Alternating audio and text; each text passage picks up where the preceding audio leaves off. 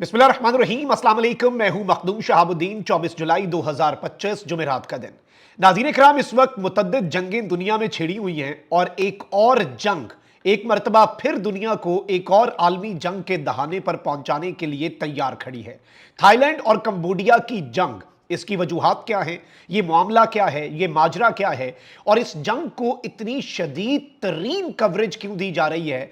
और इस सब के अंदर अचानक से ये दो मुल्कों की जंग थी। ठीक है जी, दो मुल्कों के दरमियान जंग होती है और इस साल तो खैर 2025 है ही जंगों का साल, लेकिन अब इस सब के अंदर नॉर्थ कोरिया कूद पड़ा है और एक तरफ एक मुल्क की हिमायत वेस्ट करता है तो दूसरे मुल्क की हिमायत चीन करता है।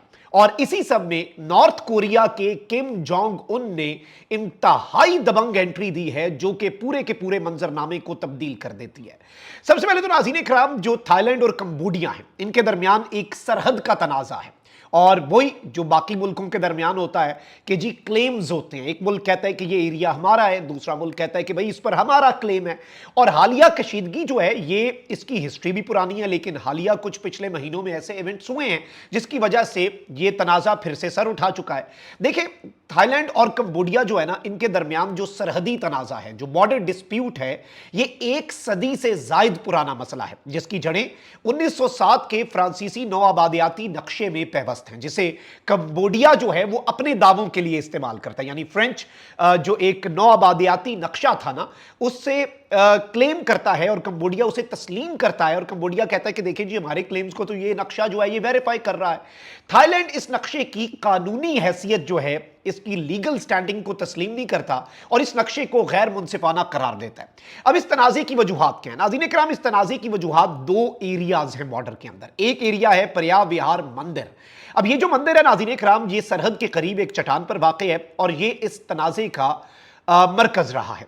1962 में जो आईसीजे है उसने मंदिर की जगह कंबोडिया को दे दी थी। आलमी अदालत इंसाफ जो है उसने जब ये जगह कंबोडिया को दी और थाईलैंड ने इसे ना चाहते हुए बादल नाखास्ता कबूल भी किया। ये हुआ है 1962 में।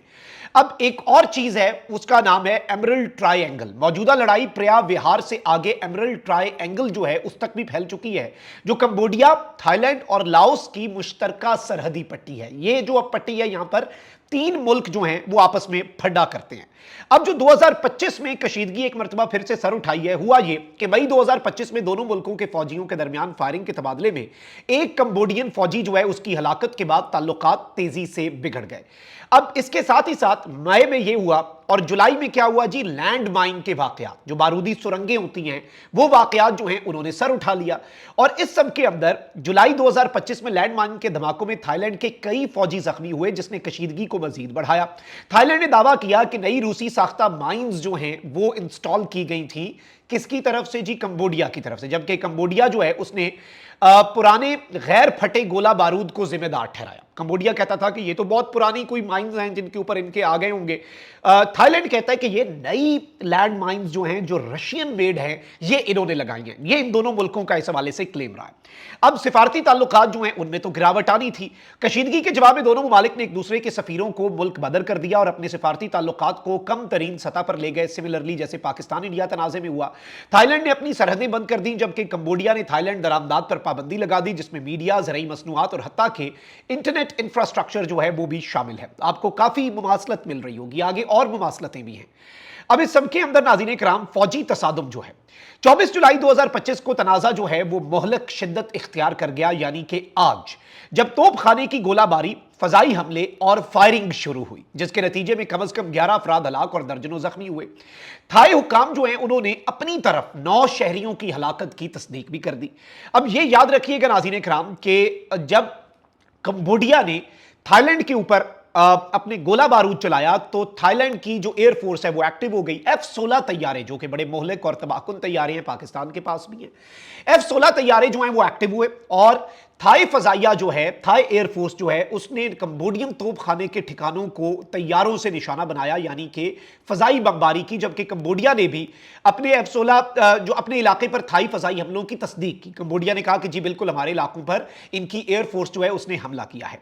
अब नाज़रीन इकराम, एक और चीज याद रखिएगा कि इन दोनों मुल्कों के दरमियान बहुत सी चीजें जो हैं वो मुख्तलिफ हैं, और इस वक्त कुछ मामलात जो हैं उन्हें समझना भी होगा, क्योंकि इनकी जो एयरफोर्स है, आजकल जंगों के अंदर जो असल चीज है, जो असल आप कह लें कि रियल फोर्स है, फौजी तो लड़ लेते हैं बॉर्डर के ऊपर, एयरफोर्स का बड़ा इंपॉर्टेंट रोल होता है। कंबोडिया की एयरफोर्स के अंदर 1500 पर्सनल हैं और इनकी एयरक्राफ्ट की फ्लीट बहुत छोटी है।